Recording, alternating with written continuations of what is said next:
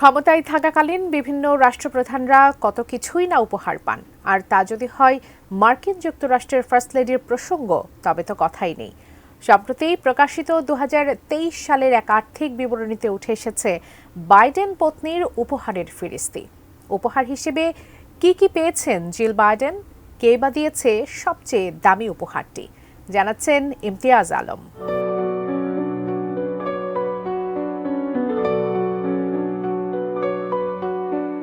যুক্তরাষ্ট্রের president Joe Biden ও তার পরিবারকে 2023 সালে মূল্যবান সব উপহার দিয়েছেন বিদেশি নেতারা। এর মধ্যে সবচেয়ে মূল্যবান উপহারটি দিয়েছেন ভারতের প্রধানমন্ত্রী নরেন্দ্র মোদী। বাইডেনের স্ত্রী জিল বাইডেনকে দেওয়া ওই উপহারটি ছিল একটি হিরে, যার দাম $20,000 বা 24.5 লাখ টাকারও বেশি।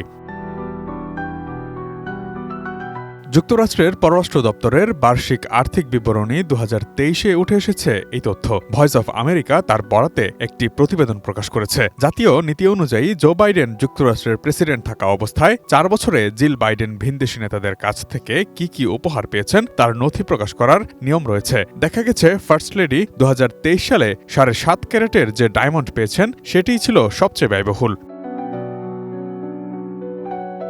এছাড়াও ইউক্রেনের কাছ থেকে পেয়েছেন $14,000 একটি ব্রোচ। ভারতের গুজরাটের সুরাট শহরে বিশ্বের 90% হিরে প্রক্রিয়াজাত করা হয়। রুশ হীরা আমদানিতে যুক্তরাষ্ট্র আর ইউরোপীয় ইউনিয়নের নিষেধাজ্ঞার পর এই বাজার ধরার চেষ্টা করেছে ভারত। প্রেসিডেন্ট বাইডেনও বিদেশি নেতাদের কাছ থেকে বেশ কিছু মূল্যবান উপহার পেয়েছেন। সেগুলোর মধ্যে রয়েছে দক্ষিণ কোরিয়ার অভিশংসিত প্রেসিডেন্ট ইউন সুক ইয়োলের দেওয়া একটি স্মারক ছবির অ্যালবাম। সেটির দাম $7,100। $3,495 দামের মঙ্গোলিয়ার যোদ্ধাদের একটি ভাস্কর্য উপহার পেয়েছেন দেশটির প্রধানমন্ত্রীর কাছ থেকে। বসুন্ধরা ডায়াপেন্ট এখন আরো উন্নত। এই hot air through top sheet দ্রুত শোষণ করে সোনামণিকে দেয় কোমল অনুভূতি। এছাড়া ব্রুনাইয়ের সুলতান দিয়েছেন $3,300 একটি রূপোর পাত্র। ইসরায়েলের প্রেসিডেন্ট দিয়েছেন $3,160 একটি রূপোর ট্রে। আর ইউক্রেনের প্রেসিডেন্ট ভলোদিমির জেলেনস্কির কাছ থেকে বাইডেন পেয়েছেন বিভিন্ন ছবি দিয়ে তৈরি একটি মূল্যবান শিল্পকর্ম। সেটির দাম $2,400। আন্তর্জাতিক সফর বা দ্বিপাক্ষিক বৈঠকের সময় বিভিন্ন দেশ, নেতা এবং সংগঠনের কাছ থেকে উপহার পেয়ে থাকেন রাষ্ট্রপ্রধানরা। তবে এই উপহারগুলো ব্যক্তিগত সম্পত্তি হিসেবে তাদের কাছে থাকে না। যুক্তরাষ্ট্রের আইন অনুযায়ী প্রেসিডেন্ট ও ফার্স্ট লেডিরা যে কোনো সরকারি কাজের অংশ হিসেবে পাওয়া উপহার সরকারি সম্পত্তি হিসেবে বিবেচিত হয়।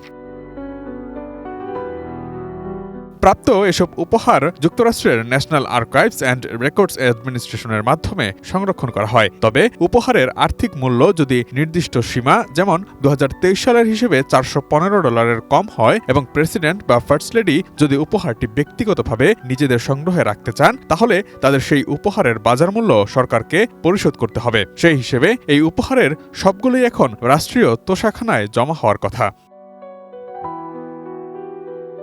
Imtiaz Alam, desk report, ATN news.